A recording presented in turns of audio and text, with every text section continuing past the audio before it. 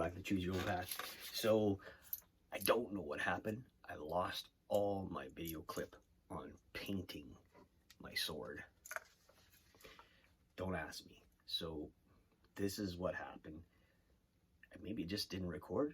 I don't know. But I tried to look for it. Couldn't find it. So anyway, there we go. I took all the colors that I found on the internet. I airbrushed them.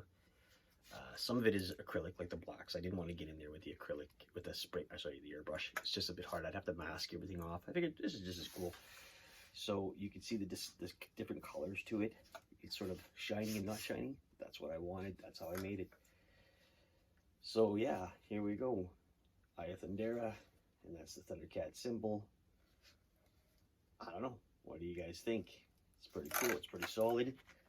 The final thing I'll be doing on this is taking my can of spray of just protecting it from, you know, weather. It's acrylic, whatever, like a sealer, and I'll be adding it to it. And then this thing will be on one of the walls here, and this is what we're gonna do. So yeah, there we go, guys. 3D printed. Pretty cool. Thanks for watching. Choose your own path.